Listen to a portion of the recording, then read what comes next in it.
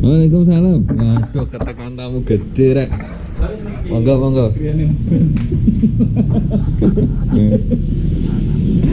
Monggo Mas.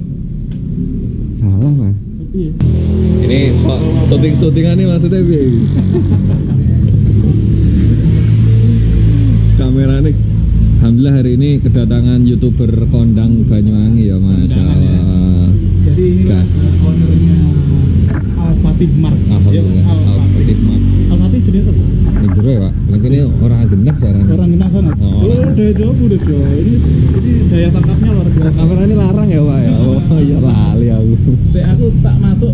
Oke. Coba jelaskan ini aku pengen. Bisa tak antar-antar ke dalam. Saya tak. Aku kan tempo hari itu. Sandal dilepas juga. Oh enggak. Sandal dilepas loh. Kayak musola dilepas. Oke, ayo kita masuk. Monggo kita bisa area merokok ini. Room tour apa? Room tour. Room tour ya. Room tour. Pokoknya Mas Ben. Channelnya Baji. Halo teman-teman, welcome to my channel. Assalamualaikum warahmatullahi wabarakatuh. Masih bersama saya di sini didampingi oleh salah satu partner zaman dulunya. Jam dulunya. Bolo ya. Ini teman saya namanya Mas Ben dari Kaliboyo. Ini merupakan apa resonan ya? Menggambarkan suatu ilustrasi perbicaraan. Jadi korbuser kan Pak? Nggak kacamata nih. Jadi gini Pak. Jadi gini. Jadi gini Pak.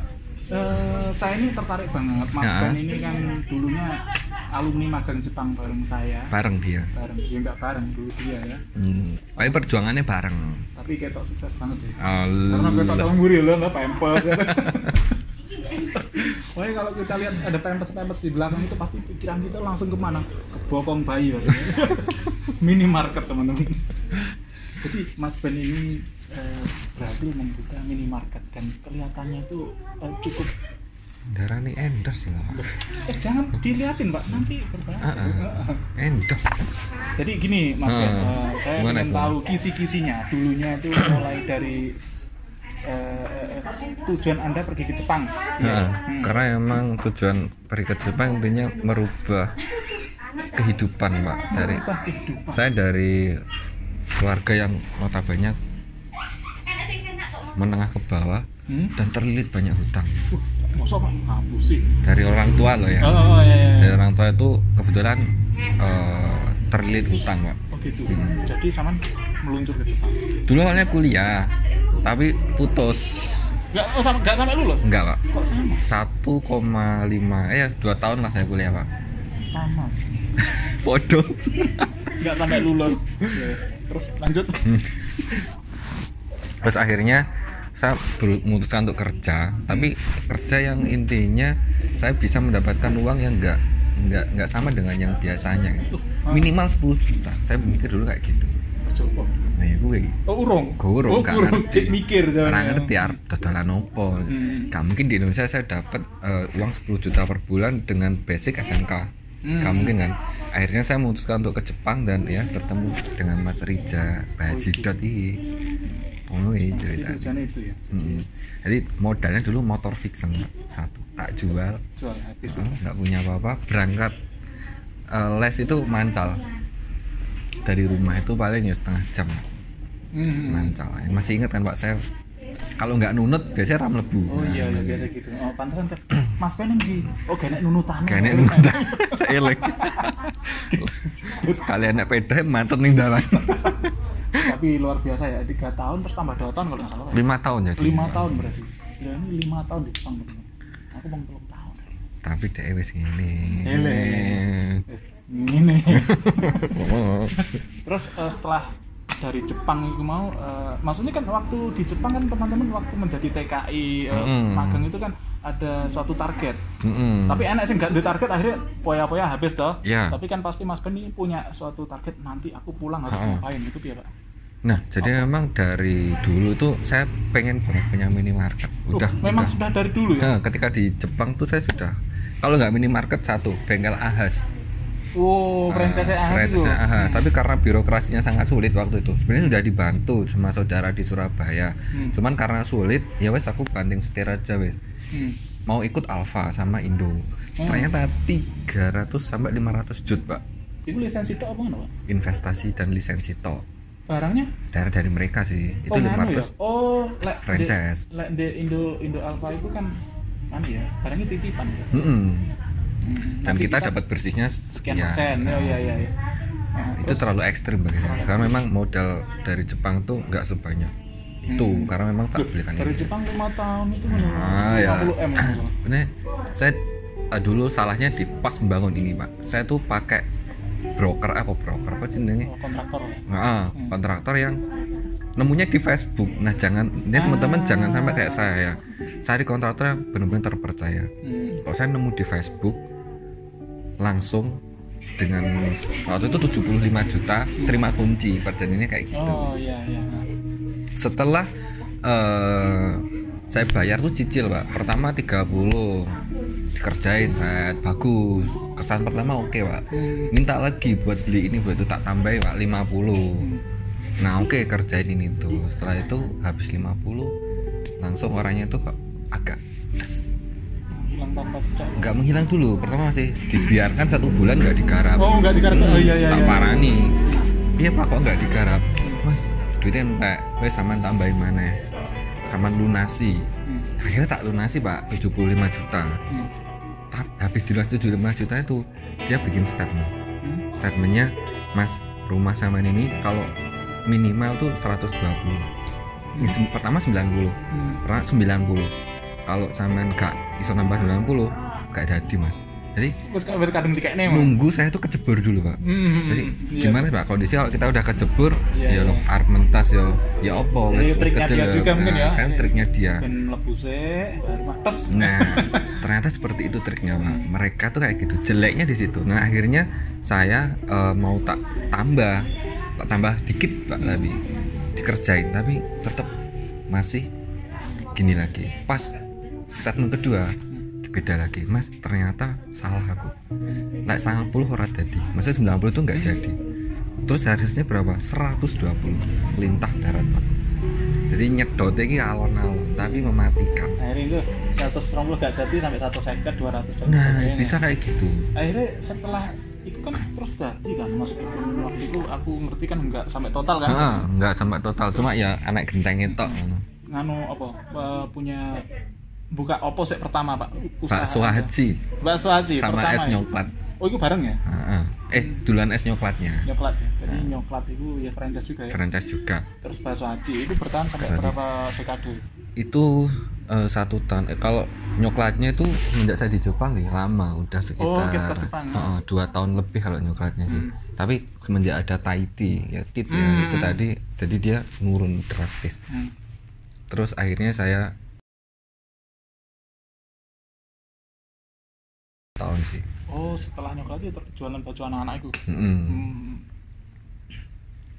Kalau bakso Haji terkendala sama anak kecil karena repot, Pak, masak karo mau cah cilik iki tiba-tiba anaknya cilik waktu itu.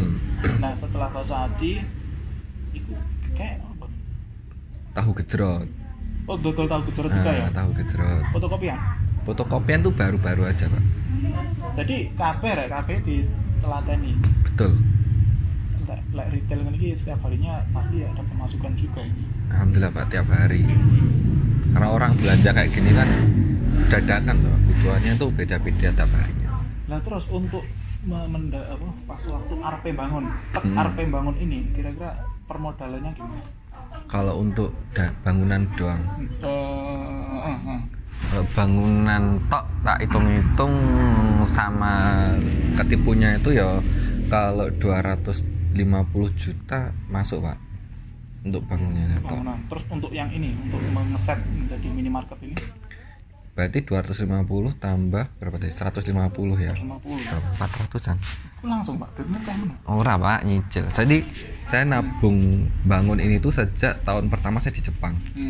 Jadi tahun pertama teman-teman mau beli iPhone, beli apel keroak, ya aku ki ngomong ya nabung, jadi rajin menabung. Jadi per bulan tuh saya nabung 3 juta wajib, Pak. Sampai saya pulang. Loh, tapi yang bangunan, nah untuk minimarketnya langsung 150. Yang kedua, kan saya di Jepang 2 tahun. Oh, jadi, itu hasil tabungan dari Jepang. Bangunan ini lebih tepatnya hasil dari tabungan yang pertama. Setelah itu pertama itu 3 tahun. 3 tahun. Kan nambah 2 tahun gitu teman-teman.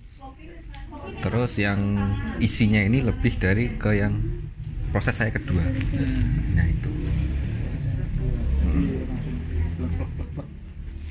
Kan entek sik digawe bahasa Aceh barangnya ya kayak cukup. Bahasa Aceh modalnya kecil ya Pak sebenarnya Pak. Itu aku modal rombong 1,7 juta Pak. Karo apa tepung kanji lah kira apa ketemu. Tapi lek iki ya kerasa tenan ya. Lho lek iki ya brodol. Jadi tapi kira-kira iki omset ya masuk Masuk ya. Masuk ya untuk retail itu pastinya kan ini menjual berbagai macam kebutuhan ya sing ketok-ketok moto lah. Itu pasti tiap harinya itu laku lah paling. Alhamdulillah Pak. Per harinya kira-kira omsetnya berapa? Per hari atau per bulan? Per bulan ya? Per bulan. Kalau per bulan ya kisaran 50 sampai 60. 50-60 omsetnya teman-teman.